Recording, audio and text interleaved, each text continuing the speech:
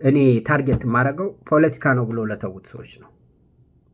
ፖለቲከኛ ለሆኑት ጭንቅላታቸውን መቀየርም ላይቻል ይችላል። ብቻ ከሰሙም ጥሩ ነው። ረጅም ስለሚሆን ትንሽ ታገሱ ስትተኙ ስትሰሩ። ምክንያቱም ኮመርሻል ስለማይኖረው ኮመርሻል የሚባል ኢንተራፕሽን የለም። አትሊስት ክፍላችሁ ጸጥ ከሚል እኔም ብታዳምጡ ምናልባት እውነታ ልታገኙ ትችላላችሁ። ስህተት ከሆነ ኮመንት አድርጉልን። ኮመንት አድርጉ። ፍራስትሬት ካረጋችሁ ተሳደቡ፣ ችግር የለም። የፈለግከው በአካል ጉዳት እናመጣለን እንገላለን ምናምን ቀጥልበት በል። ማግኘት ከቻልክ ካገኘኸኝ ችግር የለውም ማለት ነው። እውነት ይዤ ካልሆነ የምጋጭህ የምነጋገርህ እስከዛ ድረስ ልትሄድ ትችላለህ። እና እሱን ወደዛ እንተውና ከየቱ ልጀምር? እሺ ከፋኖ እንጀምር። ፋኖ የሚባለው ማለት ነው ትንሽ ለየት ሌሎቹ ስለሚያያዙ ፋኖ ለፋኖዎች ነው። ይሄ እንግዲህ የህልውናና የሉዓላዊ ፓራዶክስ ሐቆች አሉ። የህልውና ፓራዶክስ በሐቅ አንድ ለፋኖ ይሄ እንግዲህ ለፋኖዎች ነው። ፋኖን ለምትደግፉ ፋኖ ለሆናችሁ ፋኖ ሆናችሁ ታጥቃችሁ ወይም ደግሞ ፋኖን ለምትመሩት ሐቅ አንድ ፋኖ የተነሳው የአማራን ህዝብ ከዘር ማጥፋት ወይም ደግሞ ጄኖሳይድ እና ኦርቶዶክስን ከማፍረስ ለመከላከል ነው ህልውና የሚባለው ማለት ነው። ሐቁ ያ ነው። ፈለገውን ይበሉ። ሐቁ አንድ እሱ ነው። ሐቅ ሁለት ዛሬ ፋኖ ከትላንት ደመኛው ህወሓት እና ከኤርትራ ጋር ጥምዶ ፈጥሯል። ያም ሐቅ ነው። አሁን በቅርብ የመጣ ሐቅ ነው። ሐቅ ሶስት ይህ ጥምረት ኢትዮጵያን ደካማ ሆና ማየት ከሚፈልጉ ታሪካዊ ባላንጣዎች ወይም ግብፅ፣ ኤርትራ ጋር ያገናኘዋል ማለት ነው። ከኤርትራ ጋር ተገናኘ፣ ከግብፅ ጋር ተገናኘ ማለት ነው። ቀጥታ ግብፅ መጥታ በአረብኛ ትነግርህም። ከኤርትራ ጋር በመገናኘትህ በዚህ ሐቅ ውስጥ ነው። እንግዲህ ሐቅ አራት ጦርነቱ በቆመባቸው አካባቢዎች ገበሬው እንዳያርስ በመደረጉ ህዝቡ በረሃብ እያለቀ ነው። ልክ እርሻ ተጠብቆ ነው ጦርነት የሚጀምረው በአንድ አካባቢ ላይ የእርሻ ሰዓት። አሁን የእርሻ ሰዓት የሚጀመርበት ነው። ለማሽላ፣ ለጤፍ፣ ለተለያዩ እርሻዎች ዝግጅት ላይ ነው። ጦርነቱ ባለባቸው አካባቢዎች ገበሬው እንዳያርስ በመደረጉ ህዝቡ በረሃብ እያለቀ ነው። ሐቅ አምስት መንግስት ፋኖን ለመምታት በሚጠቀምባቸው ድሮኖች የሚረግፉት ንጹሐን አማራዎች ናቸው። ምክንያቱም ጦርነቱ የተካሄደው አማራ ቦታ ነው። ይህንኛ አምስትን ሐቆች አስቀምጫለሁ። ሐቅ አይደሉም? ተከራከሩ፣ ኮመንት አድርጉ። ይሄ ለፋኖ ነው እና መከራከሪያ ነው ብዬ ፓራዶክሲካል ኮስችን ብዬ ማቀርብላችሁ ለፋኖ ወንድሞቻችን እህቶቻችን አባት እናቶቻችን ለራሴም የማቀርበው ምክንያቱም እያንዳንዳችን የራሳችን አመለካከት አለ። ፋኖን ከአንድ ነገር ወደ ሌላ ያቀርብልናል ብዬ የማስበው ትንሽም ምርጫ ያለኝ እሱ ስለሆነ ነው። ሰው ስለሆንኩ እውነቱ ነው በእኔ አመለካከት ነው። ግን ያም ሆኖ ጥያቄ አለኝ። የህዝብን ህልውና ለማዳን ብለህ መሳሪያ አንስተህ የህዝብህንና የአገርህን ህልውና ማጥፋት ከሚፈልጉ ታሪካዊ ጠላቶች ጋር መቆራኘትህ የያዝከውን ወርቃማ ብራና አያረክሰውም ወይ? ህዝብህን ከድሮን እሳት ለመታደግ ስትል በረሃብ ለሚጨረሰው የውጭ ሴራ በር መክፈትህ አገር ማዳን ነው ወይስ የጥፋት ግጭት ነው? ኤንትሮፒ የሚባለው የፊዚክስ ነገር ለፋኖ ይህን አቅርቤያለሁ። ብዙ ሳልቆይ ወደ ህወሓት ልምጣ። ህወሓት ወይም ቲፒኤልኤፍ የሰለባነት እና የአጥፊነት ፓራዶክስ። ህወሓት ምንድን ነው ብላችሁ ለማታውቁ ወጣቶች የሆናችሁ ህወሓት ማለት የትግራይ ነጻነት ሰራዊት ነው። በአጭሩ ህዝባዊ ወያኔ ሓርነት ትግራይ ብለው በትግርኛ የተረጎሙት ነው። እኛ ወያኔ እንላቸዋለን በተቀጽል ነው። እና ሐቆቹ 5 ሐቆች አሉ። አሁንም ለህወሓት የማቀርበው ህወሓትን ሀቅ አንድ በትግራይ ጦርነት ከ100 ሺዎች የሚቆጠር ወጣት አልቋል።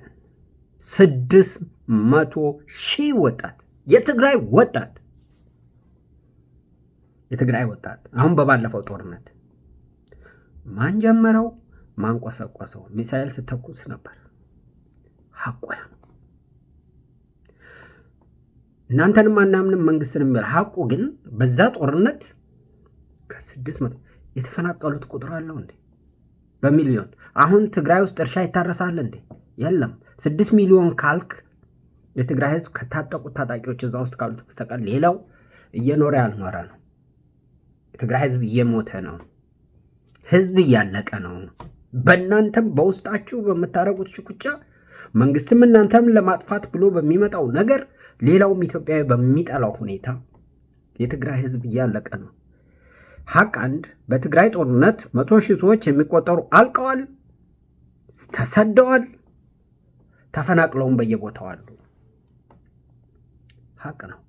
ሀቅ ሁለት ለህወሓት ሀቅ ሁለት ህወሓት ዛሬ ከትላንት ገዳዩ ጄኖሳይድ ፈጸሙብን፣ ኤርትራን ጋብዞ አመጣ፣ መንግስት አስጨረሰን፣ ሴቶቻችን ተደፈሩብን፣ በትግራይ ያልተባለ ያልሆነ እስከ ዘር ማጥፋት ድረስ ተፈጽሞብናል እየተባለ ሲነገረን ሀቅ ያ ነው ሀቁ። በትክክልም ደግሞ ያየነው ቤተ ክርስቲያን ሲደበደብ አክሱም ህፃናቶች አሁን በፓርላማ ሁሉ ተነግሮ ያለው እንደዛ አሰልፎ ሻዕቢያ መቷቸዋል የሚባል ታሪክም ሰምተናል። ሀቅ ሁለት ህወሓት ዛሬ ከትላንት ገዳዩ ከኤርትራ እና ከአማራ ኃይሎች እያለ አማራን ሚኒሻ መንግስት ተነስ ሲለው 30 ዓመት ሙሉ ህወሓት ሲቀጠቅጠው የኖረ ህዝብ እሳት የጎረሰ ህዝብ የህዝብ አካል ህዝቡ ሳይሆን በአጠቃላይ ፋኖ ብሎ ራሱን የያዘ አሁን ማለት ነው። መጀመሪያ መሳሪያ የለውም፣ ትጥቅ የለውም። ህወሓት አስፈትቶታል ለ30 ዓመት። ያገኘውን ትጥቅ ለራስህ አድርገህ ወደ ትግራይ ዝመት ሲለው የኢትዮጵያ መንግስት መሪ ያንም በመስማት ትግራይ ድረስ ሄዶ በትግራይ ላይ ብዙ ነገር አድርሷል። አማራ ታሪካዊ ጠላት ነው የሚለው ደግሞ በማኒፌስቶ ውስጥ አለ። ያ ሀቅ ነው። ስለዚህ ከኤርትራ ጋር መንግስት ሆናችሁ በነበረበት ጊዜ ከኤርትራ ጋር የነበረው 100 ሺህ ያለቀበት የኢትዮጵያ ጦርነት በባድመ በሚባል አንድ ቁራጭ መሬት የእናንተ ስራ ነው እና ሀቅ ሁለት ላይ ህወሓት ከነኚህ ኃይሎች የውጭ ኃይሎች የምትሏቸው ገዳዩ ኤርትራ እና የአማራ ኃይሎች ከምትሏቸው ጋር ፋኖ ነው የሚባለው ማለት ነው። አሁን ጥምዶ ውስጥ ገብታችኋል። ሀቁ ያ ነው። አሁንም ለህወሓት ሀቅ 3 የማቀርበው የትግራይ ህዝብ አሁንም በረሃብና በበሽታ እየረገፈ ነው። እርዳታም አልደረሰውም። የዓለም ህዝብም ዞሮበታል፣ ፊቱን አዝሮበታል። እንደ ድሮ ሆይ ሆይ ሆይ የሚለው የአሜሪካ መንግስት የለም፣ የአውሮፓ መንግስት የለም፣ የማንም የለም። እርዳታ ከውጭ አይገባም። መንግስት ባንኩን ዘጋ፣ ኢንተርኔት ያጠፋል፣ ይከፍታል። ውሃ የሚባል ይሄ ምን ኢንፍራስትራክቸር የለም። የትግራይ ህዝብ እያለቀ ነው። አሁንም በረሃብ ላይ ነው። ተፈናቅሎም ነው ያለው። ወደ ቀየው አልተመለሰም። የሀቅ ነው 3 እየመረረህ ተቀበል። ወያኔ በሙሉ ወይም እነሱን የምትደግፉ ሀቅ ካልሆነ ተከራከር። 4ኛ የፕሪቶሪያ ስምምነት ሳውዝ አፍሪካ ሄዳችሁ የተፈራረማችሁት ማለት ነው። አማራንም አልጨመረም፣ ትግራይንም አልጨመረም። ከመንግስት ጋር ብቻ የተፈራረማችሁ ስምምነት የቀለም ሰላም የለውም። የቀለም ዝም ብሎ በብራና ላይ የተጻፈ ሰላም አይደለም። ለዚህም ነው ሰላም እንዲመጣ ከተፈለቀ በወርቅ ብራና በልባችን ውስጥ መጻፍ አለበት ያልነው። እውነተኛ የሆነው ችግሩ ከአማራም ጋር ከኤርትራም ጋር ከሌላውም ጋር ሳይጨመር ከመንግስት ብቻ ተሞናሙናችሁ የመንግስት ቦታ እናገኛለን ብላችሁ ፕሪቶሪያ ላይ ሄዳችሁ ተፈራረማችሁ። የፕሪቶሪያ አግሪመንት ተብሎ ተጻፈ በወረቀት ላይ። ወረቀቱን ቀዳችሁ ጥላችሁታል። የለም ለጦርነት አሁን ተሰልፋችኋል። አሁን በምንናገርበት ዛሬ ምንድነው ፌብሩዋሪ 19 2026 ነው በፈረንጆች። ይህም በምናገርበት 9:04 AM ኢስተርን ታይም ኢን the US that's the truth። ሐቅ 5 ዛሬም የትግራይ ወጣት ለሌላ ዙር ጦርነት እየተመለመለ ነው። ሰው ግራ ገባው። የት ይሄድ? ብረት ሰው ይበላል እንዴ? የሰውን ሌላውን ፍጡር ገድለህ ስጋ የቆረጥክ ልትበላ ነው? ምን ልታደርገው ነው? አሁንም ተዘጋጅታችኋል ለጦርነት። አይ በቃ አንፈልግም ጦርነት ያለውን እያስገደዳችሁ ነው። እርስ በርሳችሁ እየተጋደላችሁ ነው። እርስ በርስ ደግሞ ትግሬው ከትግሬው ጋር ይሄ ብልጽግና ይሄ ነው አይደለም።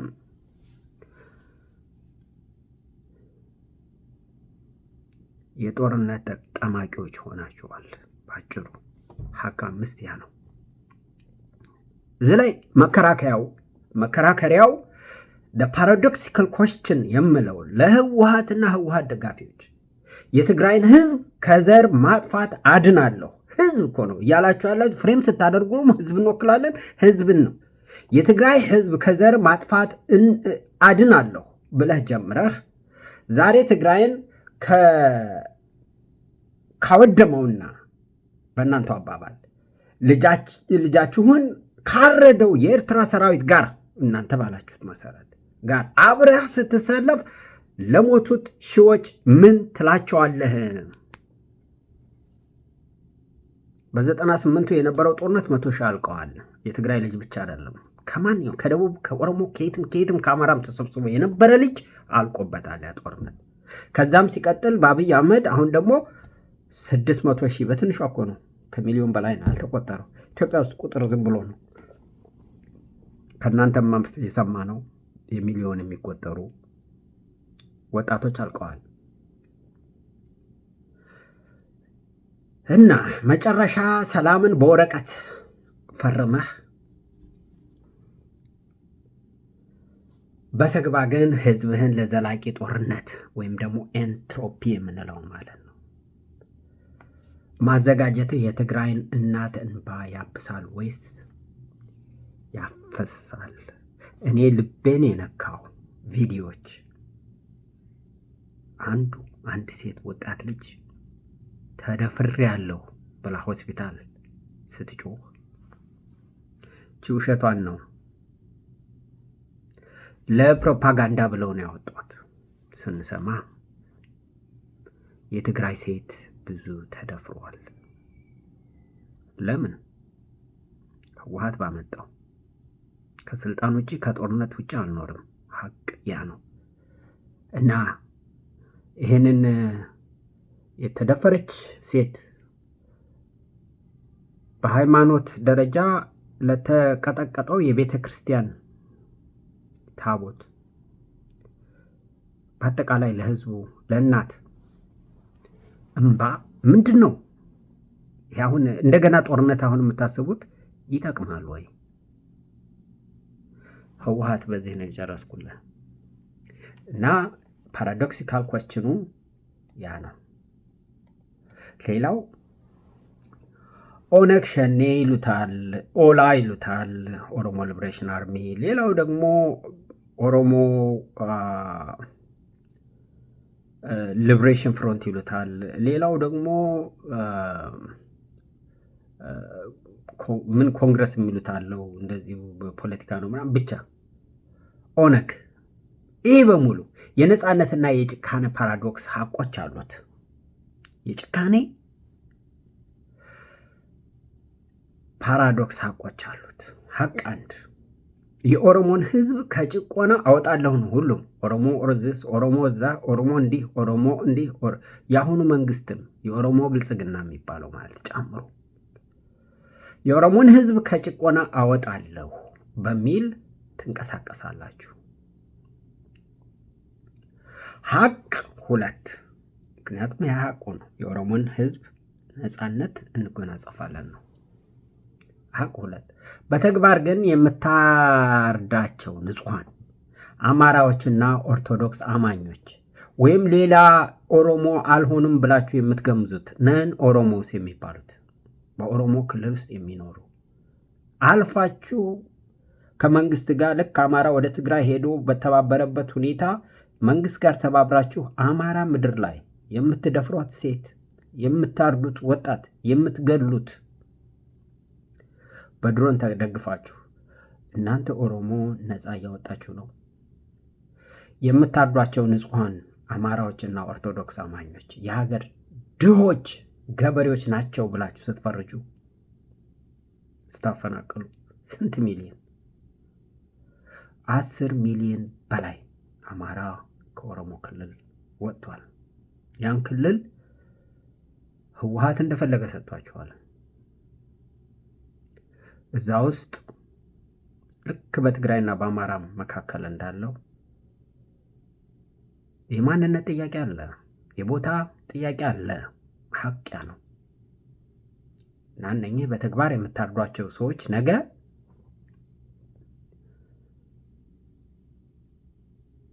ግማሾቹ አማርኛም እኮ አይችሉም። ሲምፕሊ ወይ አማራ ይመስላሉ ስታያቸው፣ ወይ መስቀል አድርገዋል፣ ወይ ቀይ ቢጫ አረንጓዴ ነጠላ አድርገዋል። እነኚህ የምታርዷቸው ሰዎች አሁን ለኦሮሞ ነፃነት ምንድን ነው የሚያመጡት? ስለታረዱ ምን አይነት ነፃነት ነው የኦሮሞ ህዝብ የሚያገኘው? ኦሮሞ የምትሉትስ ምንድን ነው? የትኑ ንጹህ ደም ያለው ኦሮሞ? እኔ ላይ አሁን ስታይ ኦሮሞ ታያለህ? ኦሮሞ የሚመስል ነገር በእኔ ላይ ታያለህ? ትግሬ የሚመስል ነገር ታያለህ? አማራ ምንድን ነው ዲፊኒሽናችሁ እናንተ? የደቡብ ሰው፣ የጋምቤላው፣ የቤኒሻንጉሉ፣ የሶማሌው ማታርዱት አለ። በተገኘበት ቦታ የምታደርጉት ነገር በጣም የጎላው ግን አማራ ላይ ነው፣ ኦርቶዶክስ ክርስትና ላይ ነው። ይሄ የኦሮሞን ህዝብ ነፃ ያወጣል ወይ ነው? ነገ እየጠመቃችሁለት ያለው ምንድን ነው ነው? ሀቅ ሁለት ይሄ ነው እንግዲህ። ሀቅ ሶስት፣ በኦሮሚያ ክልል ውስጥ መንግስት እና እናንተ በምታደርጉት ጦርነት የኦሮሞ ገበሬም ሰላም አጥቷል። የኦሮሞ በቃ ኦሮሞ እንግዲህ እንዴት ብላችሁ እንደምትሉት አላውቅም። አይ ኦሮሞ ነኝ ስላለ ይሁን ኦሮሞ ነህ ስላላችሁት ይሁን አላውቅም። ወይ ቋንቋውን ስለሚናገር ነው አላውቅም። ግን ከሚሞቱት ውስጥም ራሱ ኦሮምኛ ብቻ የሚናገሩ ማህበረሰቦች ናቸው። ከሚናገሩትም ውስጥ እናታቸው ኦሮሞ የሆነች ወይ አባታቸው ኦሮሞ ምንም ከኦሮሞነት ነፃ ያልሆኑ ሰዎች ነው የምታርዱት፣ የምትገሉት። በዚህ ጦርነት ላይ ኦሮሞ አጠቃላይ ያረሳ አይደለም። ምንን ጠቀመው? የት ላይ ነው ነፃ የምታወጡት? መንግስትን ጨምሮ ማለት ነው። የመንግስትን ጨምሮ መንግስት ራሱ የኦሮሞ ነኝ እያለ ነው። ከኦሮሞ የሚመጣው የጦር ሰራዊት አባላት ይበልጣሉ። ግማሾቹ በኃይል እየታፈሱ፣ ግማሾቹ በፕሮፓጋንዳ እየተነዱ፣ ግማሾቹ ስራ በማጣት መከላከያን እንደ አንድ ስራ ዘርፍ ይዘውት ማለት ነው። ይሄ መንግስት የኦሮሞ ነኝ ሲል በኦሮሞ ያለው የክልል መንግስት የራሱን ጦር ኃይል ሲያዘጋጅ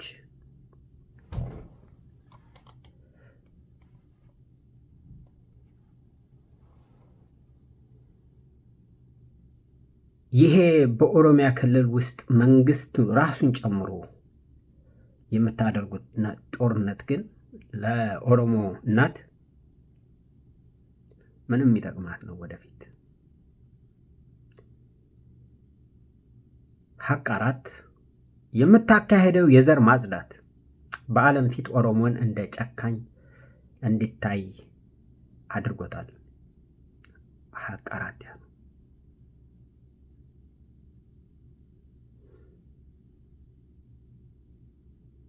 ሀቅ አራት ያ ነው።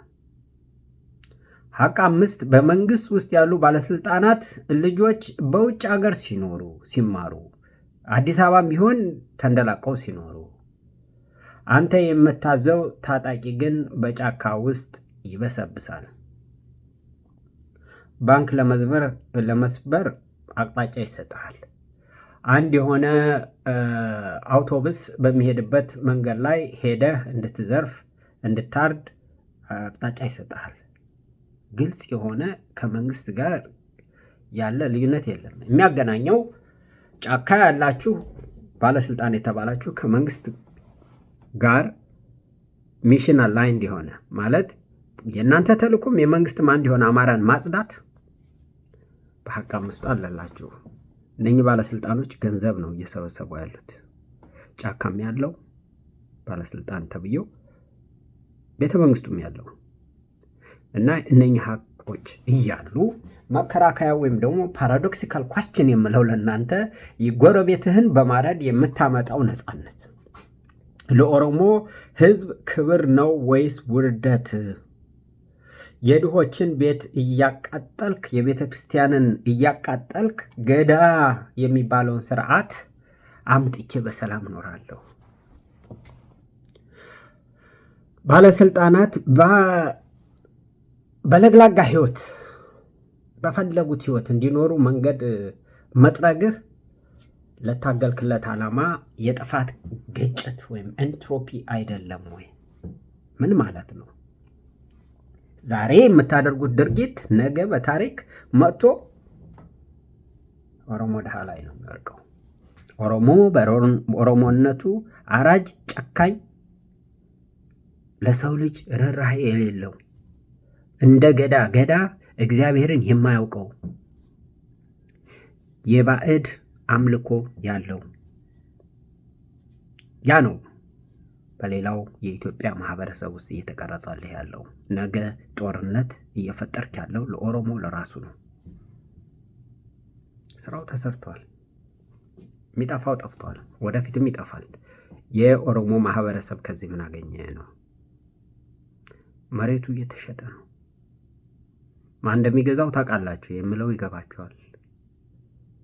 ቢሸፍቱ፣ አዲስ አበባ፣ ወለጋ፣ ጅማ፣ አሁን ደግሞ ወደ ኦሞ ጋር እየሄደ ነው። ለማዕድን፣ ለእርሻ፣ ለቤት መስሪያ ምን እየተባለ ማይፈናቀል የለም። ህወሓት ከዛ በላይ ምን አረገህ? ብዙ ሳንገባ አማራ በጠላትነት ፈርጀዋል። አማራን በጠላትነት የፈጀኸው አንዱ ምኒልክ ጡት ቆርጧል ነው። ምኒልክ ሙሉ ለሙሉ አማራ ነው በደም ስናየው። አማራ አብሮ ዘመተ በባዶ እግሩ አድዋ ላይ አብሮ ሞተ። ነፍጠኛ ብለህ አብረህ ስትሰድፈው በነፍጠኛነቱ አከርካሪውን ሰበር ነው ስትል አገርን ነፃ ያወጣናት ታግለን ነው ብለህ ደግሞ በዚህ በኩል አድዋን ድል በዓል ለማክበር ሽር ጉድ ትላለህ በየቦታው። አይቀፍህም? አያሳዝንም? ፓራዶክስ ማለት ያ ነው።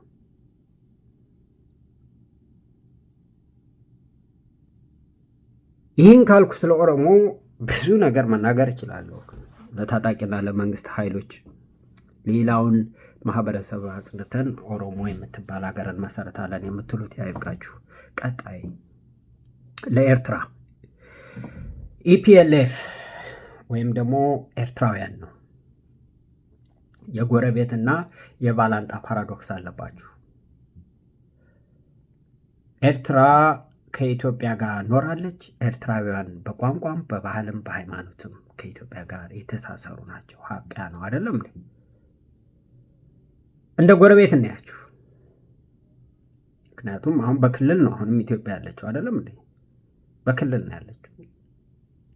ኦሮሞ ከአማራ፣ አማራው ከትግራይ፣ ትግራይ ከአፋሩ፣ አፋር ከሶማሌው፣ ሶማሌው ከሌላው ደቡብ ህዝብ ከእንደዚህ የተገናኘበት ነው። ለብቻ አገር ሆንክም ለብቻ አንድ የራስህ የሆንክ ክልል ሆንክም በኢትዮጵያ ደረጃ ሀቁ ምንድን ነው? የጎረቤትና የባላንጣ ፓራዶክስ ሀቆች አሉ። እነዚህን ልዘርዝር ብዙ ሳላብዛው። ይሄ ለሻዕቢያ ወይም ደግሞ ኢፒኤልኤፍ ኤርትራ ሊበሬሽን ፍሮንት ብለው የነ ኢሳያስ ማለት ነው ሀቅ አንድ፣ ኤርትራ የኢትዮጵያ የቅርብ ጎረቤትና የአንድ ታሪክ አካል ናት። ኢትዮጵያን ከ3000 ዓመት 100 ዓመት ዝቅ አድርገህ የዶርፌት ዳማች ታሪክ ልትቀይር አትችልም። ወሬ ሆኖ ነው የሚቀረው። ግን ሰርቶላቸዋል። በዛም ኤርትራ የምትባለውን ሀገር ተፈጥራለች። ችግር የለብንም።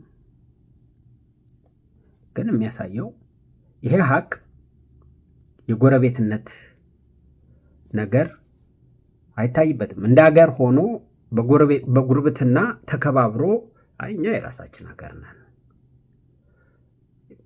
ከትግራይ መጥተህ ለገበያ ወደ ትግራይ ተመለስ። ከአማራ መጥተህ ተገበያይተህ አስመራ እንደዚህ ተመለስ። የጎረቤትነት አለ አይደል? የዛ አይነት ነገር ሳይሆን የሚታይበት ትግራይን ይዘን ኢትዮጵያን እናጠፋለን፣ አማራን ይዘን ኢትዮጵያን እናጠፋለን፣ ኦሮሞን ይዘን ኢትዮጵያን እናጠፋለን። እንዴ ምን አይነት ጉርብትና ነው ይሄ? እኔ ቤት ስገዛ ጎረቤቱን አያለሁ። ምክንያቱም ጎረቤት አዳኝህም አጥፊህም ነው ማለት ነው።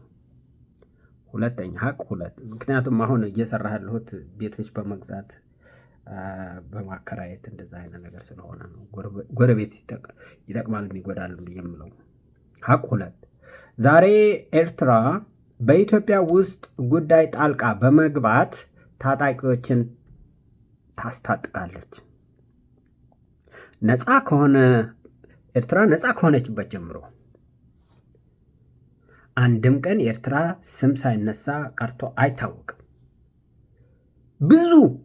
ብዙ የኢትዮጵያ ተቃዋሚዎች ወያኔንም ጠልተው ይሁን ከዛም በኋላ አብይን ጠልተውም ይሁን አሁን ፋኖንም ህወሓትንም ኦሮሞ ኦነግ ሸኔ ኦላ አሁንም ከላይም ቅድም እንደጠቀስኩት እሱን ጨምሮ እነኝህን ታጣቂዎች እየረዳችሁ ነው።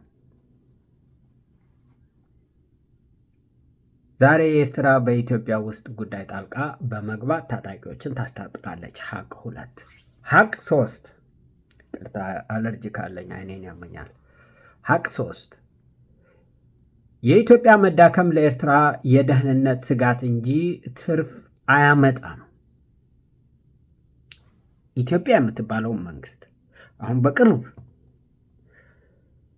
የምንድነው የምጽዋ ድል ተብሎ የተከበረበት ላይ ጥላቻው ጥግ የረገጠ የኢትዮጵያ ባንዲራ ተነጥፎ የኃይለ ሥላሴ የመንግስቱ ኃይለ ማርያም አሁንም የአብይ ፎቶዎች ባሉበት ረግጦ ኢትዮጵያን በጣም የሚያዋርድ የሚያስጠላ እና የኢትዮጵያ መዳከም ለኤርትራ የደህንነት ስጋት ሆኖ ታይቶ ከሆነ ተሳስታችኋል። ኢትዮጵያም ኤርትራም አብረው ሊያድጉ የሚችሉበትን ፈር መቅደድ ሰርቶ መብላት ከፈለጋችሁ፣ ወጣታችሁ ስራ ሰርቶ እንዲኖር ከፈለጋችሁ ከሌላ ከውጭ ኃይል ጋር ኢትዮጵያ እንድትፈርስ ከሚፈልጉ ኃይሎች ጋር ገንዘብ እየተቀበላችሁ ለውትድርና ማብቃት በግዳጅ ኤርትራዊን ወታደር ካልሆንክ ብለህ እያሰለጠንክ ለማይሆን ነገር እየማገድከው ነው እና ሀቅ ሁለት ላይ ዛሬ ኤርትራ በኢትዮጵያ ውስጥ የኢትዮጵያ መዳከም ለኤርትራ የደህንነት ስጋት እንጂ ትርፍ አያመጣም ብለን በሀቅ ይዘንላቸዋል። ያን ሀቅ ያዙት፣ በኔጌቲቭ እንዳንናገረው ነው። ሀቅ አራት፣ ዛሬ ከፋኖና ከህወሓት ጋር የምታደርጉት ጥምዶ ነገ ወደ አንቺ የማይዞርበት ዋስትና ምን አለው? ምንም የለውም። ኃይለሥላሴን ተቃውመ፣ መንግስቱ ኃይለማርያምን ተቃውመ፣ መለስ ዜናዊን ተቃውመ፣ አብይን ተቃውመ፣ ኢትዮጵያ ውስጥ ምን አይነት መንግስት ቢመጣ ነው የምታርፈው? ነገ እኮ ወይ ህወሓት ወይ ፋኖ ወይ ኦሮሞ ሊብሬሽን ፍሮንት ሆኖ አሸናፊ የሆነው ቦታ ስለሚይዝ ያንን ባለስልጣን ቢሆን የኢትዮጵያ መዳከም እስከፈለጋችሁ ድረስ ያንም ደግሞ እንደገና ልትወጉ ትፈልጋላችሁ ብዬ አምናለሁ። ስለዚህ ዛሬ ፋኖና ህወሓትን በጽምዶ ይዛችሁ ዋናው እነሱ ሁለቱ ስለሆነ ነገ ወደ ኤርትራ የማይዞርበት ዋስትና አለ ወይ? የለም። አሁን ያስታጠቀው ኃይል ነገ ስልጣን ሲይዝ ጠንካራ መሆኑን ስታይ ኤርትራ ራሷ ያንን ደግሞ እንደገና የማጥፊያ ከበሮ ይደልቃል። የኤርትራ ኢፒኤልኤፍ ማለት ነው። ስለዚህ ዛሬ ጽምዶ ብለህ ያዘጋጀው ነገ ራስን እንደማይወጋህ ምን ዋስትና አለው? ሀቅ 5 የኢትዮጵያ ሕዝብ መራብና መታረድ ቀጠናውን ወደ አልባሌ ትርምስ ወይ ደግሞ ቶታል ዲስኦርደር ይከተዋል። ሀቁ ያ ነው። ለዛ ግን ትተባበራላችሁ፣ ለዛ ግን በጣም ትሰራላችሁ። ኢትዮጵያ እንድትበታተን በተለያዩ እንደውም በኤርትራውያን ልባኖች ባካችሁን፣ የኢትዮጵያ መበታተን አይጠቅምም። ኢትዮጵያ ደካማ ግን አንድ የሆነች ሀገር ትሁን ማኔጅ ለማድረግ። አሁን በምትሄዱበት ጉዳይ ግን ኢትዮጵያ ተበታትና የተራበች፣ የሞተች፣ የተጎሳቆለች እናንተ የምትሳለጡባት ነው የምትሆነው። እና ዛሬ በባንዲራው ላይ 5-6 የኢትዮጵያ የተለያዩ ገዢዎችን ፎቶ በማድረግ እየረገጣችሁ ከበሮ ስትደልቁ ዛሬ ጽምዶ ያላችኋቸው ቦታ ቢይዙም ይሄን መንግስት ጥለው ማለት ነው። የእናንተም እርዳታ የግብፅም የሳውዲም እንደምናውቀው ሀቁ ቢጥሉት ይሄን መንግስት ብልጽግናን ስልጣን ቢይዙ አተኙ ማለት ነው። ምክንያቱም 5-5 ኃይለሥላሴ፣ መንግስቱ ኃይለማርያም፣ መለስ ዜናዊ፣ ይኸው አብይ አህመድ፣ 6ኛ ደግሞ አሁን ከነኝ ውስጥ እንግዲህ ስልጣን ቢይዝ አንዱ እሱንም ነገ ትወጋላችሁ። ስለዚህ ምንድን ነው ያ ደህንነት ያመጣሉ ነው ለኤርትራ። ማንኛውም መከራከሪያው ነጥብ ዘ ፓራዶክሲካል ኮስችን ምነው ለኤርትራውያኖች ኢትዮጵያ ስትቃጠል ጭሱ ማለት ነው ስትቃጠል አንቺ ጋር እንደማይደርስ እንዴት ታስቢያለሽ ወገኔ? በኢትዮጵያ ልጆች ደም ላይ የምትገነቢው ተጽዕኖ ነገ ባንቺም ላይ የሚፈርስ የጥፋት ግጭት ወይም ኤንትሮፒ መሆንን ዘንግታችኋል ወይ? ከውጭ የሚሰጠው ገንዘብ ከሳውዲም ከግብፅም ከየትም ጦርነት ስራ ማስኬጃ እንጂ ለወጣቱ ስራ የሚከፍት አይደለም። ማሳያው ምንድን ነው? የኤርትራ ወጣት እንደ ኢትዮጵያዊ ወጣት የዓለምን የኢሚግሬሽን በር አጣቦ የያዘ ነው። ስንቱ ነው የሚጠፋው?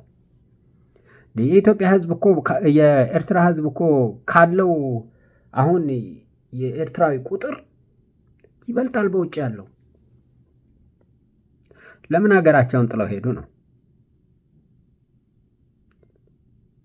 ስለዚህ ጦርነት ከሌለ ሻዕቢያ መኖር አይችልም። ምክንያቱም የሚመጣው ገንዘብ ለጦርነት ብቻ ነው፣ አገርን የሚያለማ አይደለም። ጦርነቱ ደግሞ ኢትዮጵያ ላይ ያነጣጠረ ነው። ፓራዶክሱ ምንድን ነው? እዛ የሚጨሰው ጭስ እናንተ ጋር እንዴት እንደማይደርስ አታውቁም። በየጊዜው ትቆሰቁሳላችሁ፣ በየጊዜው ጦርነት ይሆናል። ዋናው ወደዳችሁም ጠላችሁም ኤርትራ ተገንጥላ ሀገር የሆነችበት መንገድ አሁን እየተነሳ ነው። እናንተው አጭራችሁ፣ እናንተው በጠላትነት እንደገና አንዴ ከአብይ ጋር ሰራችሁ፣ በኋላ ተለያያችሁ። ኢትዮጵያን የሚረብሽ ከበሮ ስትደልቁ አብይ የኤርትራ የመገንጠል ሁኔታ አንስማማበትም ብሏል። ሬፈረንደም ኢትዮጵያኖች አላደረጉም። በራሳችሁ ነው ሄዳችሁት። ወደብ ይዛችሁብኝ ሄዳችኋል። ወደቡን ይዛችሁ ስለሄዳችሁ ኢትዮጵያን ወደብ አልባ አድርጋችሁ ቀንብባችሁ ኢኮኖሚክ ስትራንጉሌሽን የሚለው ማለት ነው። እዛ ላይ ደርሳችሁ እኛል እያለ እየጮኸ ነው። አብይ ልንጠላው እንችላለን። ይሄ ጥያቄ ግን በብዙ ኢትዮጵያኖች ውስጥ አለ። ስለዚህ ይሄ መኮርኮራችሁ፣ ይሄ ሌላውን ተቀናቃኝ ሁሉን እስከ መቼ እንደሚያኖራችሁ አላውቅም። ስለዚህ ኢትዮጵያ ስትቃጠል፣ ኢትዮጵያ ላይ አንድ ነገር ስትቆሰቁስ አሁን ባክፋየር ያደረገልህ ምንድን ነው? ያንተ የራስህ የነፃነት ብለህ ያወጅከው ሀገርነት ያወጅክበት መንገዱ ራሱ ሆይ ሆይ ሆይ ሆይ ተብሎ በነመለስ የተሰጣችሁ መሬትና ሉዓላዊነት እርባና ቢስ ነው ማለት ነው። አብይ ሲሄድ ሌላ ይመጣል። ይሄ ጥያቄ የማይቀር ሆኖ ይቀራል። ወደዳችሁም ጠላችሁ። አብይን አልወደውም፣ እወደዋለሁ፣ የራሴ ጉዳይ ሆኖ ማለት ነው። የናሽናል ኢንተረስት የሚባሉትን መለየቱ አስፈላጊ ሆኖ ማለት ነው። እና በራሳችሁ በምታረጉት ነገር ኢትዮጵያን ስታቃጥሉ ጭሱ አይናችሁ ውስጥ ገብቶ እያፈናችሁ ነው። ይሄ የጥፋት ግጭት ኤንትሮፒ መሆንን ዘግታችኋል ወይ ነው። በክፍል 3 ትልቁን ላምጣላችሁ። ክፍል 3 አሁን እነኝህን ተቀናቃኞች አየን። የጥምዶ ወይንም ጽምዶ አንድ ቅርጫት ፓራዶክስ አንድ ጋር ደግሞ አስቀምጬ ነው አማራ፣ ትግራይ፣ ኤርትራን ተቀናቃኞች ታጣቂዎች ጨምሬበት አንድ ቅርጫት ውስጥ እነዚህ አራቱም በየፊናቸው ቢለያዩም ማለት ነው ሁሉም እንደሚለያዩ ከላይ ነግረናል። አሁን እነኚህ ደግሞ በአንድ ቅርጫት ውስጥ ጽምደው ብለው ተቀምጠዋል። ዛሬ በአንድ ቅርጫት ተቀምጠዋል። በዛ ውስጥ ነው ያሉት። ያንን ነው የምናስቀምጠው። ልዩነታቸው አንዱ የአማራ የበላይነትን ይላል፣ ፋኖ ማለት ነው። አንዱ የትግራይ መገንጠል ይላል፣ ቲፒኤልኤፍ ማለት ነው ወይም ህወሓት ማለት ነው። አንዱ የኦሮሞ ግዛት ይላል፣ የኦሮሞ ግዛት መስፋፋት እስከ ኤርትራ ቀይ ባህር ድረስ ኩሽ ነገድን ብሎ ገዳ ስርዓትን ብሎ ያ በመንግስትም ውስጥ አለ፣ በጫካ ውስጥም አለ። አንዱ ይሄ የኦሮሞ ግዛት የሚለው ማለት ነው።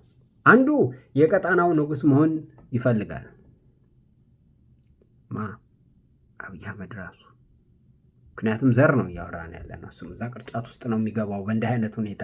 ምክንያቱም በሱ ስር ያሉ በጽምዶ ውስጥ እየተገናኙ ያሉ አሉ።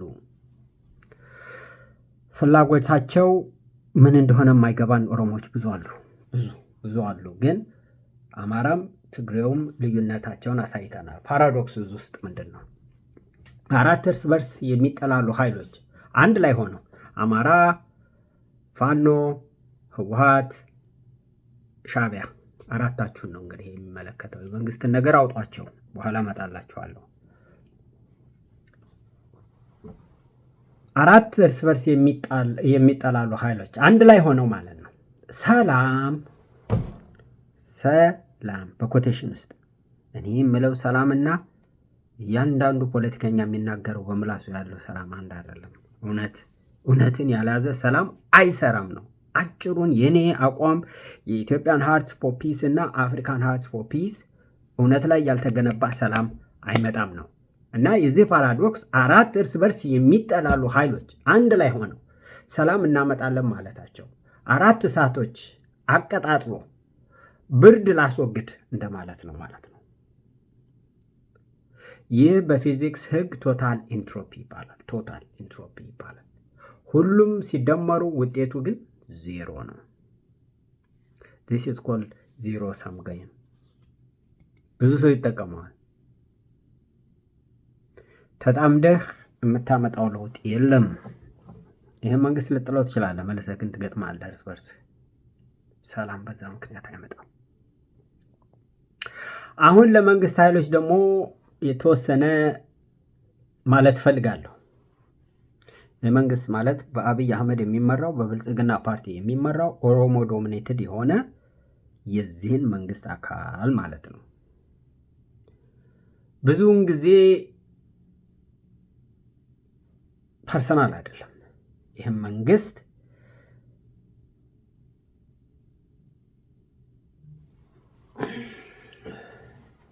አይቼ ማላውቀው ሰምቼ ማላውቀው በዚህ መንግስት የሆነው ብዙ ነገር ነው። ይህ መንግስት እንደ መንግስት ብቻ እንዴት ብሎ መናገር እንደምን ክፍል 3ን ብለናል። የጽምዶን ክፍል 3 ላይ ብቻ ክፍል 4 ላይ የጥላቻ መንፈስ ለማብረድ ጭንቅላታችን ፎከስ እንዲያደርግ ዋናው ፓራዶክስ ላይ ትንሽ መተንፈስ ያስፈልጋል። እሳት፣ ውሃ፣ ንፋስ፣ ምድር አራቱ በሰውነታችን ውስጥ አሉ ብለው ያስተምሩናል። በየስተነፍስ እሳቱን እያወጣሁት ነው በኔ ስለ መንግስት ስለዚህ መንግስት መናገር። ክፍል 4 ለመንግስት ኃይሎችና ባለስልጣናት ዘ ፓራዶክስ ኦፍ ዘ ስቴት። የመንግስት መኖር ትርጉሙ አንዱ ስርዓት ነው፣ ወይም ኦርደር ይባላል። ኦርደር መፍጠር ነው፣ ስርዓት መያዝ። ስርዓት አልበኝነት ነው አይደል የምናየው? ስርዓት መያዝ ነው። ነገር ግን ዛሬ በኢትዮጵያ እያየን ያለ ነው መንግስት ራሱ የግርግር ወይም ደግሞ ኬዎስ እና የመበስበስ ወይም ደግሞ ዲስኦርደር የምንለው ምንጭ ሲሆን ነው። የመበስበስ ዲስኦርደር፣ ስርዓት ማጣት፣ ቢንግ አውት ኦፍ ኦርደር፣ ግርግር መፍጠር፣ ክሪኤቲንግ ኬዎስ ኦን ፐርፐስ የዛ ምንጭ ነው እንግዲህ መንግስት፣ ኢትዮጵያ ውስጥ ያለው መንግስት። ይህ በፊዚክስ ህግ ሲስተሚክ ኤንትሮፒ ይባላል። ENTROPY። ፊዚክስ ለምትማሩ ስትማሩም ያልገባችሁ ያ ማለት ነው ስርዓት አልበኝነት። አንድ ስርዓት ራሱን ለመጠበቅ የሚያደርገው ጥረት ራሱን ሲያጠፋ ማለት ነው። ይሄ እንግዲህ በፊዚክስ እንትን ስታየው ስርዓት ይጠብቅልኛል ያልከው ራሱ ስርዓቱን የሚያበለሻሹ ነገሮች ሲሰራ ነው። ሀቆቹም 5 ናቸው። the 5 facts of state decay። መበስበስ፣ መጋበሽ።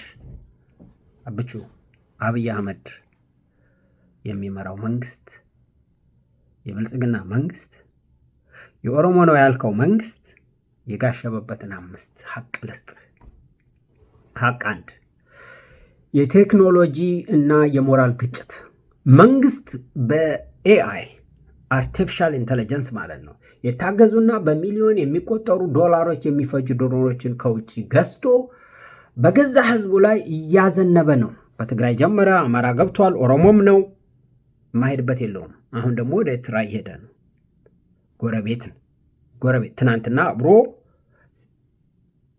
ትግራይን ሲቀጠቅጥ የነበረው በኤአይ የታገሰ ድሮንን እየተጠቀመ ያለው አሁን ደግሞ ወደ ኤርትራ ወደ ጎረቤታችን ወደ ሆነችው አገር እየሄደ ነው።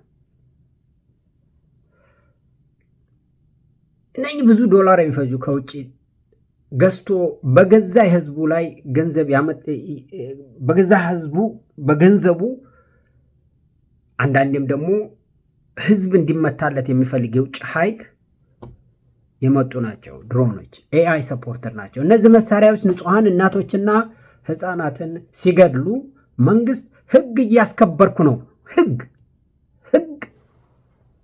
እያስከበርኩ ነው። ህግ አለ ኢትዮጵያ ውስጥ፣ ህግ አለ።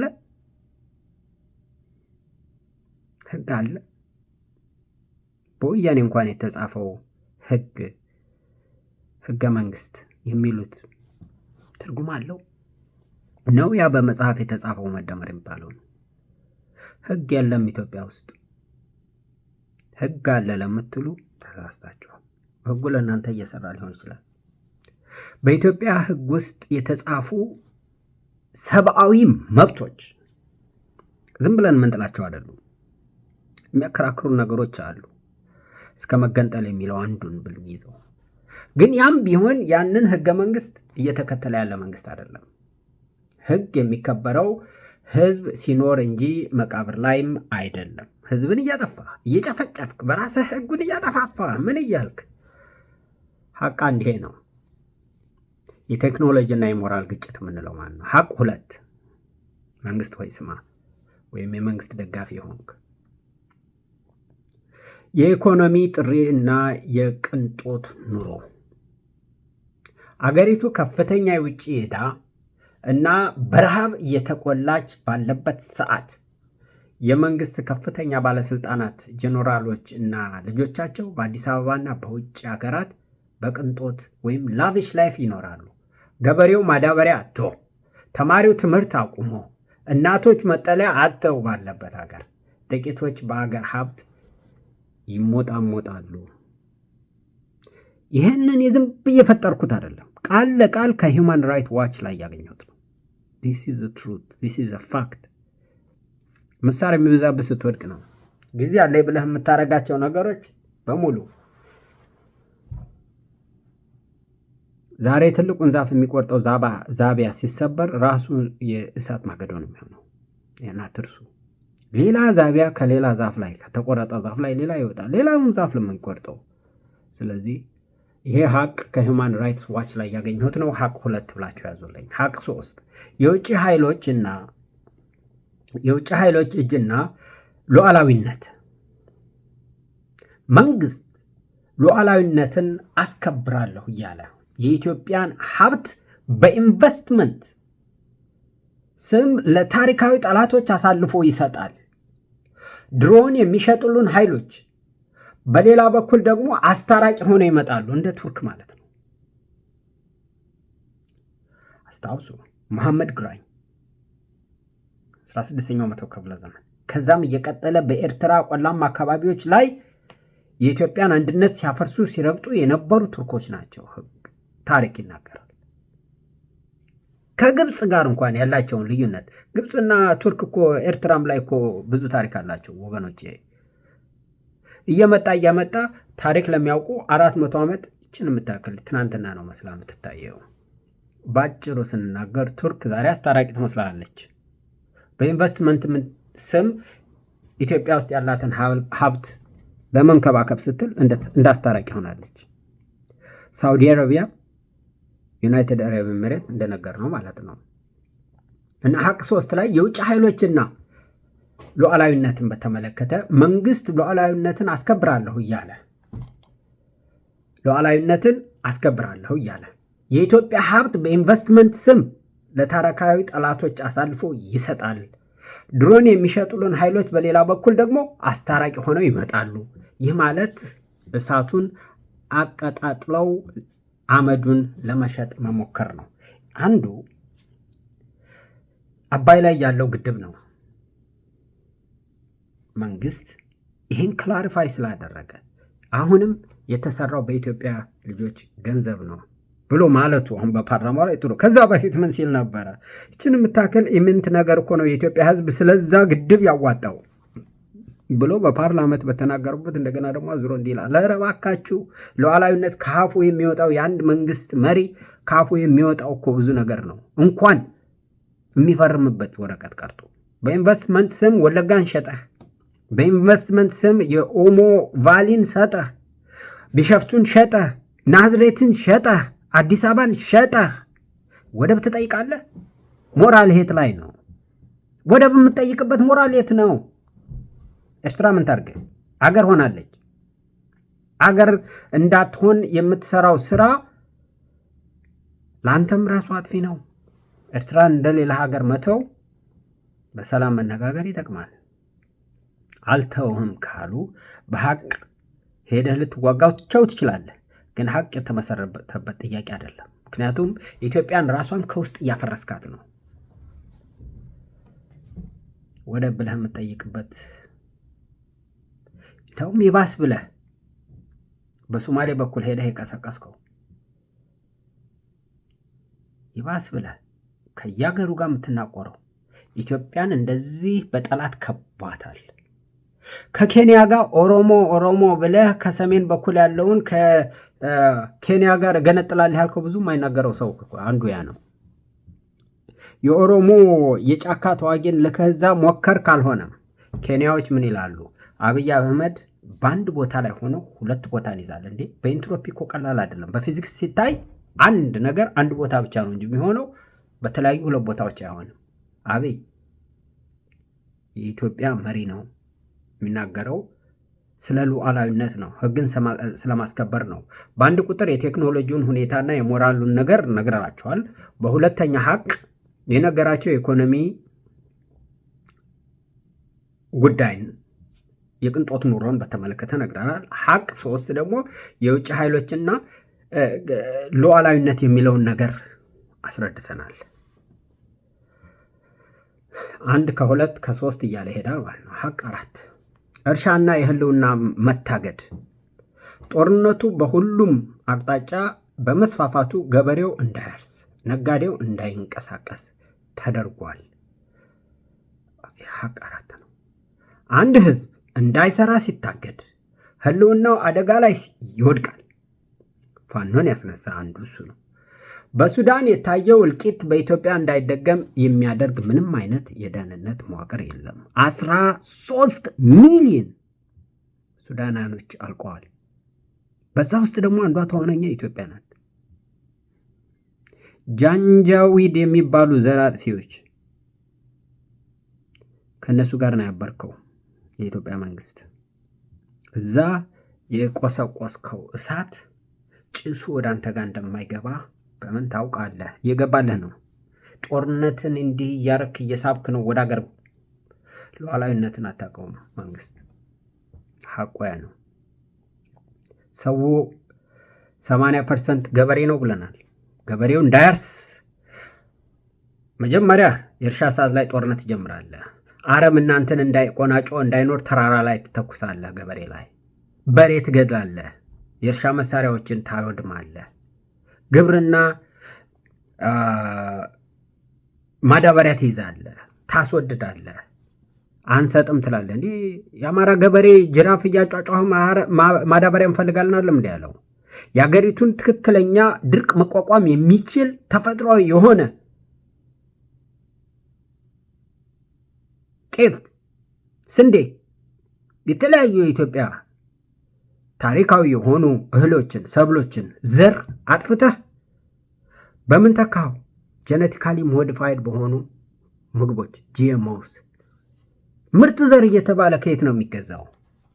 አንዴ ዘርተኸው ለሚቀጥለው ዓመት እንደገና የማይበቅል ዘር። እሱም ሁሉ አድርገህ የኢትዮጵያን ሕዝብ በረሃብ እየቆላኸው ነው መንግስት። እና የእርሻና የህልውና መንገድ የእርሻ ቦታ ለማግኘት ብለህ በኦሮሞ ስም አማራውን አፈናቅለህ ከወለጋ መሬቱን ሸጠሃል። ኤምሬቶች የአየር ኃይል በአውሮፕላን የሚያጓጉዙት ህዝብ እንደ ኢትዮጵያ ኤርላይን የከበረ ነው። ቢሸፍቱን ሸጠሃል። ትልቅ የአየር ግራንድ ኤቭሪቲንግ ኢዝ ግራንድ። ኧረ እባካችሁ ይሄ መንግስት የሚሰራውን ተውኝ። ወደ እርሻው ጋር ሄድና አረም ላይ ሰውን እያነጣጠርክ በዲሽቃ ትመታለህ። ታጣቂዎች ናቸው ትላለህ። ልክ አዝመራው ተሰብስቦ ተከምሮ እያለ በድሮን ታቃጥለዋለህ፣ በአብሪ ጥይት ታቃጥለዋለህ። እንዴት አድርጎ ይኖር ሰው? እንዴት አድርጎ ይኖር? የሚዘራው ዘር እኩይ ነው። እድሜ ለህወሓት። የኢትዮጵያን ጥሩ አይነት ምግብ በልተው ጤና የሚሆነውን በልተው በሽታ የሚሆን በጄኔቲክ ወይም ደግሞ በዘር እንትን የመከነ ስንዴ፣ የመከነ ጤፍ፣ ሌሎች ያንንም ሆኖ ደግሞ ታቃጥለዋለህ። ይሄ በዓለም የተወገዘ የምግብ አይነት ነው ኢትዮጵያ ውስጥ እንዲበቅል እየተደረገ ያለው። ሰው የኔ አጥንት ጥንካሬና እኔ እድሜ ጠገቡ እና የአሁኑ ወጣት የአጥንቱ ጥንካሬ ሲለካ እኩል አይደለም። የወንድ ዘር ፍሳሽ በስፐርም አቆጣጠሩ ሲነገር በእኔ እድሜና ከኔ እድሜ በላይ ያሉት 75% ከአሁኑ ወጣት የበለጠ ነው። ምን ማለት ነው? የመራባት እድሌ የዘር ኃይሌ ከአሁኑ ወጣት የበለጠ ነው። የአሁኑ ወጣት ዘሩንም የሚያኮላሽ ወንድነቱን የሚፈታተን የምግቡ አይነቱ በአጠቃላይ ሀብትም ኖሮ በልተው የጉበት የሳምባ የምን የኩላሊት በሽታ የማይታወቁ በሽታዎች የሚያመጣብህ የምግብ አይነት ነው እና ስለዚህ ሀቅ 4 መንግስት ላይ እኔ በጣም ማተኮር ፈልጋለሁ። ሀቅ 4 የእርሻና የህልውና መታገድ ያን ሁሉ እያደረግክ መሬት እየሸጥክ ነው ድሮን ለመግዛት ያንተን ስልጣን ለማቆየት። ስለዚህ ጦርነቱ በሁሉም አቅጣጫ በመስፋፋቱ ገበሬው እንዳያርስ፣ ነጋዴው እንዳይንቀሳቀስ ተደርጓል። ነጋዴ ስንቶቹ ናቸው የመለሱት? ነጋዴ አለን እንዴት አድርጎ ምን ነግዶ ነው ያን የበሰበሰ ዘይት አምጥተህ በልተው ሰው የሚሞተው? ቀረጥ ስትጨምር እንደ ጉድ ነው። ሰው እንዴት ይኖር? ሸቀጥ ማግኘት አልቻለም። ነጋዴ እንዳይንቀሳቀስ ደግሞ አድርገሃል። ወደ አዲስ አበባ የሚገቡት የአማራ ነጋዴዎች ማቶ አይችሉም። አንድ ህዝብ እንዳይሰራ ሲታገድ ህልውናው አደጋ ላይ ይወድቃል። ህልውና በጦርነት እንደዚህ ሄደህ ከግብፅ ጋር ስለገጠምክ ነው፣ ከኤርትራ ጋር ስለገጠምክ ነው ህልውና ነው የምታስከብረው። የኢኮኖሚ ህልውና አንዱ ትልቁ ነገር ነው። በልቶ ማደር አንዱ ትልቅ ነገር ነው።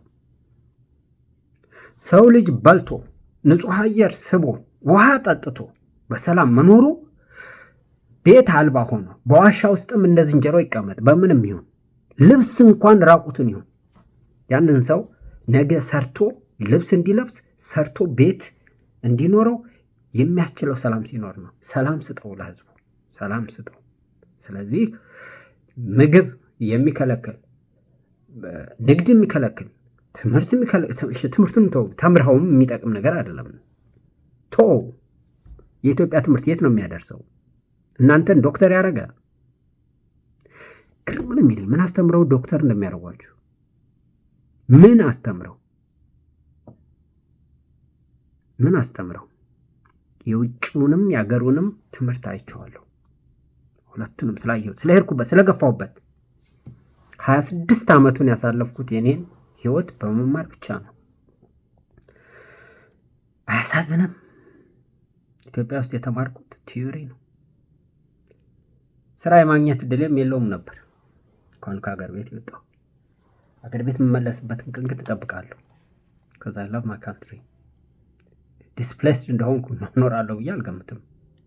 ስለዚህ በሱዳን የታየው እልቂት በኢትዮጵያ እንደማይደገም የሚያደርግ ምንም አይነት የደህንነት መዋቅር የለም ብዬ ደመድምላችኋለሁ። እና ሀቅ 4ን በአጠቃላይ እንደገና ስደግምላችሁ የእርሻና የህልውና መታገድ፣ ጦርነቱ በሁሉም አቅጣጫ በመስፋፋቱ ገበሬው እንዳያርስ፣ ነጋዴው እንዳይንቀሳቀስ ተደርጓል። አንድ ህዝብ እንዳይሰራ ሲታገድ ህልውናው አደጋ ላይ ይወድቃል።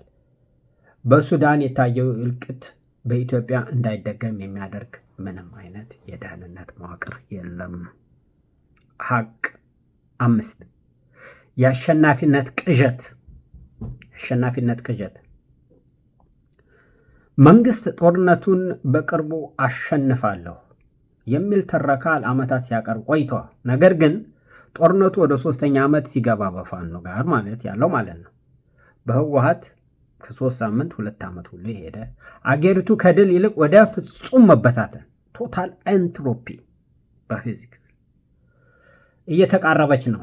ትላንት የደቆስኳቸው ጠላቶች ወይም ኃይሎች ዛሬ በጥምዶ ተመልሰው መጥተዋል። አጠፋሁ ያልከው ህወሓት ተመልሶ ጽምዶ ብሎ መጥቷልሃል። ያም ደግሞ ፋኖን ጨምሮ ነው። ያም ደግሞ ትናንት ትግራይ ላይና ኑጋ አብረህ ብለህ የጋበዝከው የኢሳያስ አፈወርቂ መንግስት ነው፣ ሻዕቢያ ጨምሮ ማለት ነው።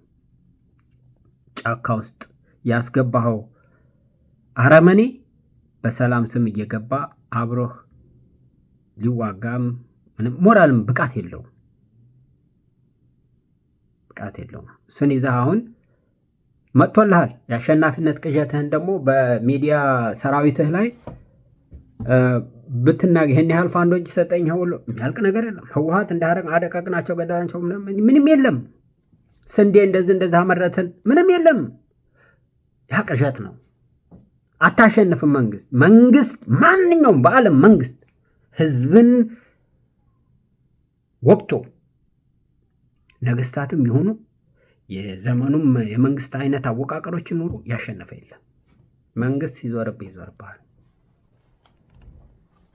እነኛ 5ን ሐቆች ካልኩ ብዙ ማለት እችላለሁ። መንግስት ስለሆነ ሰፊ ብዙ እንዳልይዘው የምፈልገው ለመንግስት ኃይሎች የሚቀርቡት ደግሞ አስገራሚ የሆነ ፓራዶክስ ወይም ደግሞ ሃርድ ሂቲንግ ፓራዶክስስ የምንላቸው ልናገር 1 2 3 ብዬ።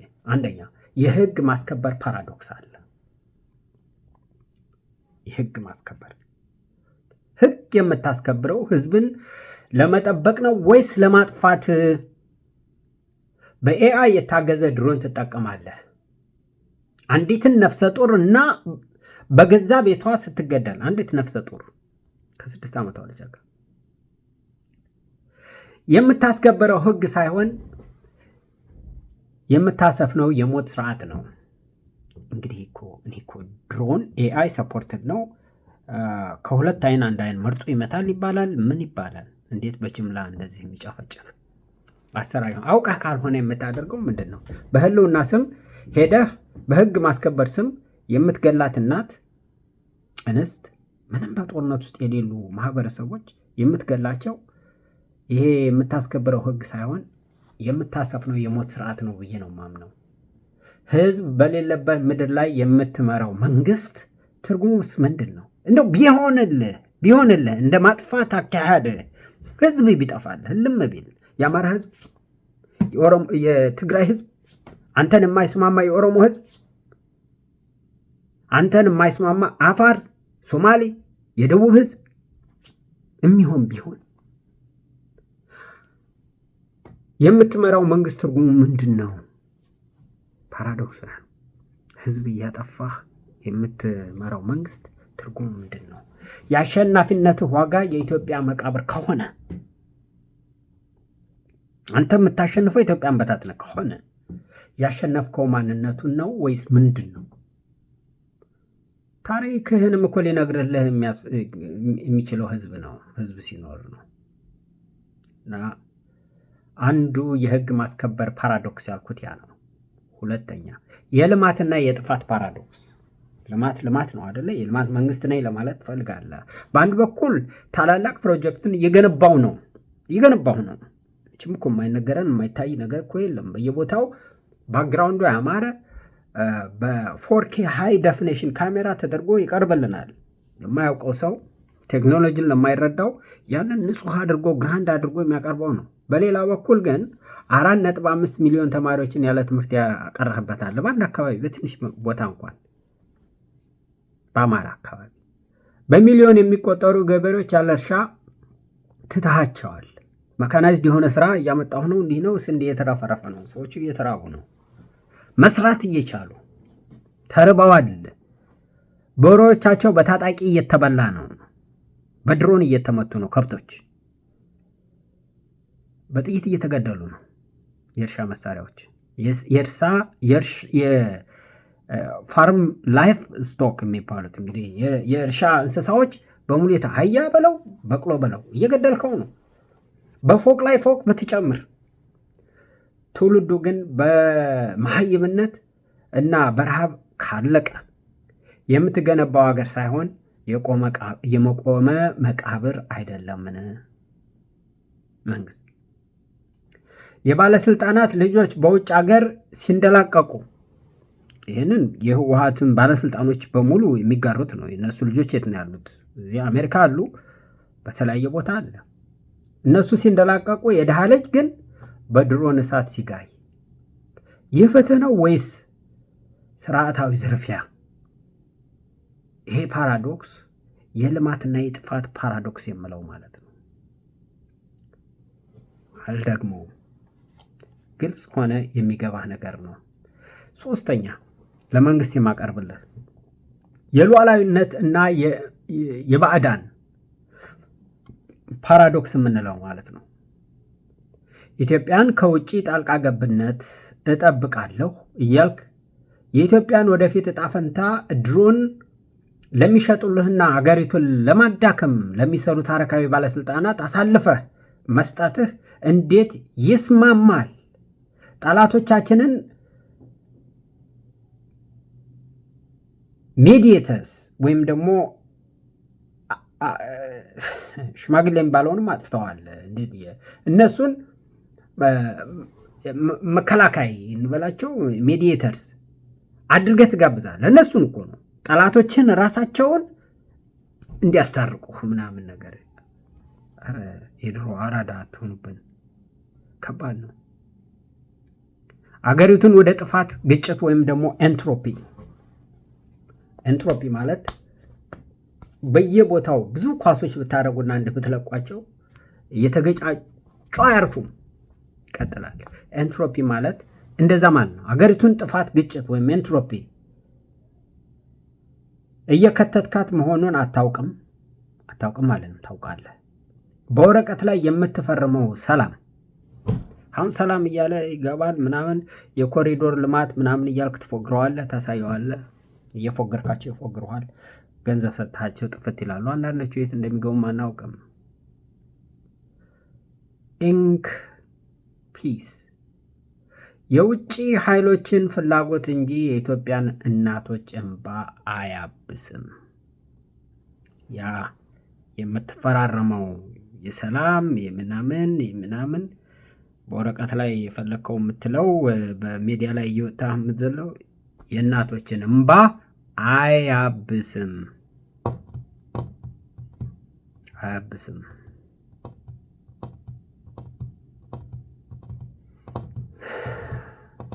በጣም የሚያሳዝነው ደግሞ ሌላው ፓራዶክስ የመከላከያ ሰራዊቱ ላይ ነው።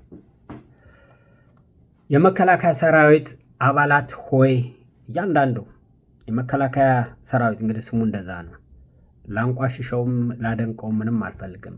የምትከላከሉት አገርን ነው ወይስ ስልጣንን? ጥያቄ ነው። ጠመንጃችሁን ያዞራችሁት ወደ ጠላት ነው ወይስ ወደ ወለዳችሁ ህዝብ? የገበሬውን እርሻ ስታቃጥሉ የእናንተም ቤተሰቦች በሌላ በኩል በረሃብ እንደሚረግፉ አትረዱም? ዛሬ የምትፈጽሙት ግፍ በታሪክ ወርቃማ ብራና ላይ እየተመዘገበ መሆኑንና ነገ ተጠያቂነት እንደሚያመጣ ዘንግታችኋል።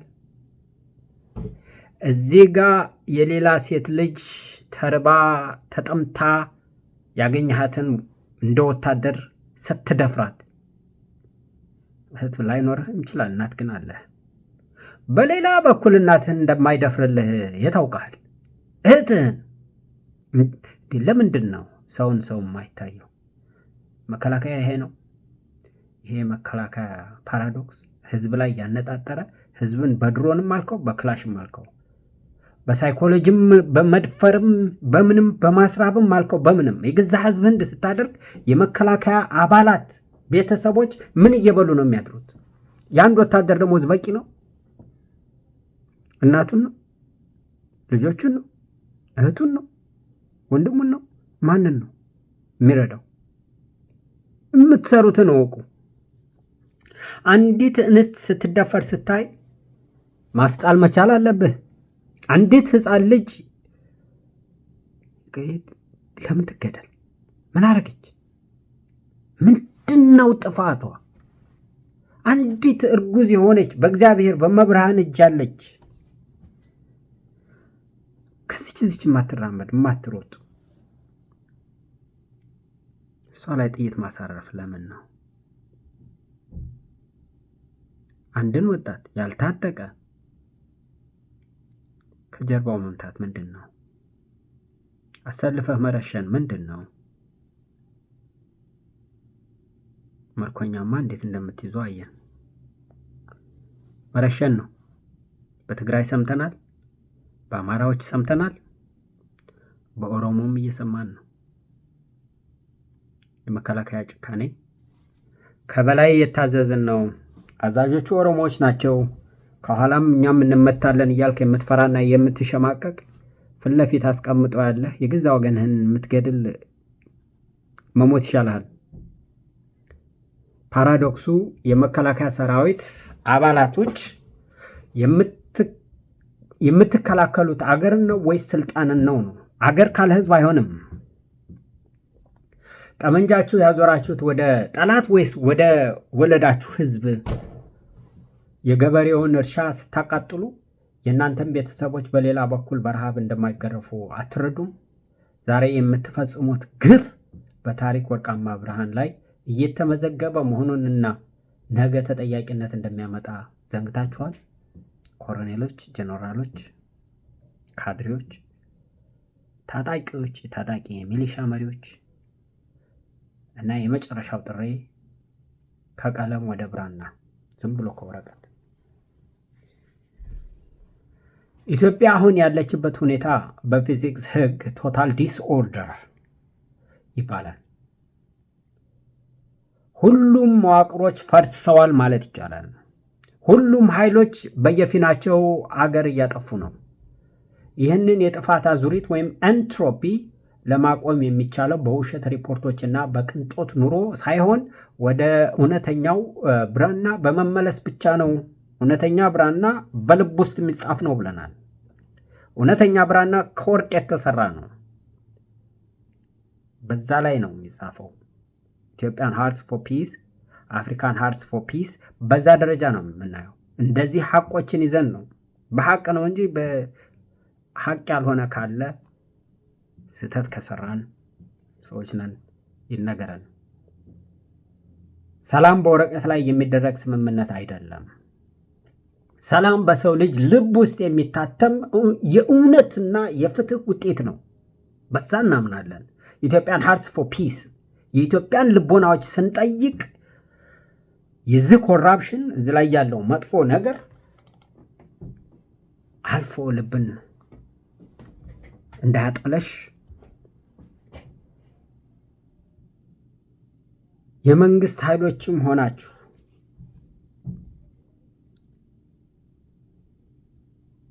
ሌሎችም we have what we call grand finale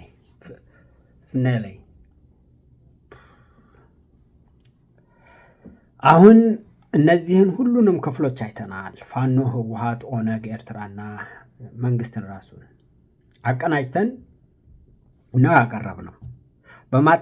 በማጠቃለያ ግን ግራንድ ፋይናሌ እንደሚከተለው ነው።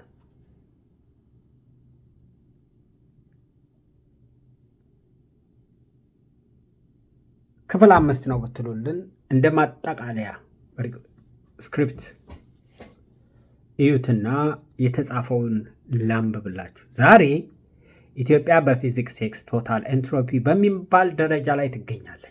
ስርዓት አልባነት ዲስኦርደር ዋሻው አገሪቱን ወጥሮ ይዟታል የምንለው የአምስቱ ኃይሎች መንግስት፣ ፋኖ፣ ህወሓት፣ ኦነግ እና ኤርትራ በየፊናቸው አገር እያጠፉ ነው።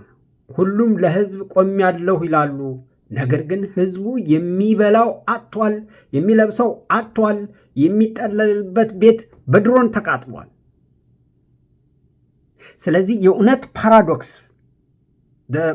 ኦፍ ትሩት የምንለው መንግስት ድሮን ይሸምታል፣ ህዝቡ ግን ዳቦ ያጣል። ፋኖ ነፃነት ይላል፣ ነገር ግን ከታሪካዊ ጠላቶች ጋር ይቆራኛል። ህወሓት ኤርትራ ጥምዶ ይፈጥራል፣ የትላንቱን ደም ረስተው ማለት ነው። ኦነግ ነፃነት ይላል፣ ጎረቤቱን እያረደ። ይህ ሰላም አይደለም፣ ይህ የጥፋት ግጭት ነው።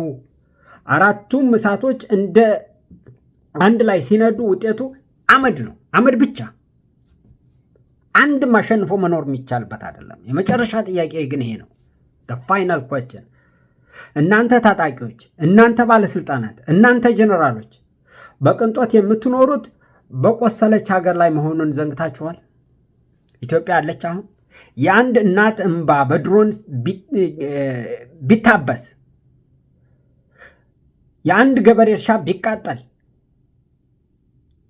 ያሸነፋችሁት ማንነቱን ነው ወይስ በወረቀት ላይ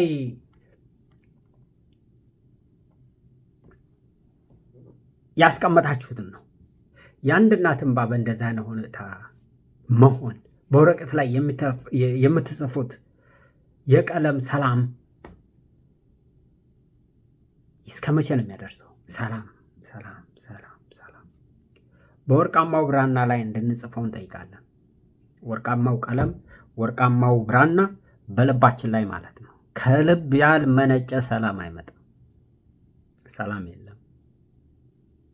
የእውነት ሰላምን መፍጠር ግድ ይላል። So in English I have this ሰዎች ቆርጣችሁ ምናችሁም ብላችሁ ማቅረብ ትችላላችሁ። ፓርት 6 ነው ይሄ፣ በእንግሊዘኛ ነው የማቀርበው። ይሄ ለዓለም አቀፍ ማህበረሰቡ እንዲሆን ነው በእንግሊዘኛ። በአማርኛ ካልኳችሁ በእንግሊዘኛ የማቀርበው ለዓለም አቀፍ እንትን ትክክል ነው አይደለም ብላችሁ እስኪ መቼም ለዓለም የሚጮህላት ኢትዮጵያ ታለች። ስለዚህ በግለሰብ ደረጃም ቢሆን እስኪ እንሞክር እንየው። Global appeal, African Hearts for Peace in English, to the international community, to the African Union, to the powers who trade in our blood. Why have we looked away? Why has the world remained silent while AI-supported drones turned our cradles into coffins? We have 5 facts here. Fact. Over 4.5 million children in Amhara region alone are out of school.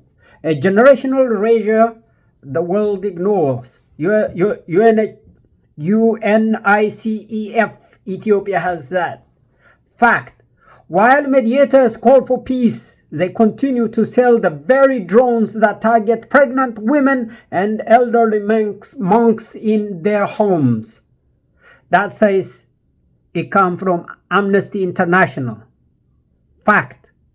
Investment flows to elites in the capital while 600,000 displaced people from everywhere face starvation in the countryside. That's Human Rights Watch. 600,000 is maybe 2% of what we know. Because this is the Human Rights Watch, we respect that and we take it as fact. But what we know, the entire region doesn't have anything, and I'm sorry if I am tearing a little bit. Fact. The Horn of Africa becoming a playground for historical enemies who profit from Ethiopia's entropy. That is one fact. Another fact. This is not politics. This is a total collapse of human survival systems. So we do not ask for your pity. We demand our integrity. Stop the sale of death. Stop the funding of luxury for commanders while the people starve. We seek a peace written not in fading ink, but in the golden brana, anchored in truth, justice, the sanctity of human life. For the sake of the Awigala, human agony, let there be an end of this silence. Thank you very much. Ethiopian Hearts for Peace and African Hearts for Peace. I am Abebe. Thank you.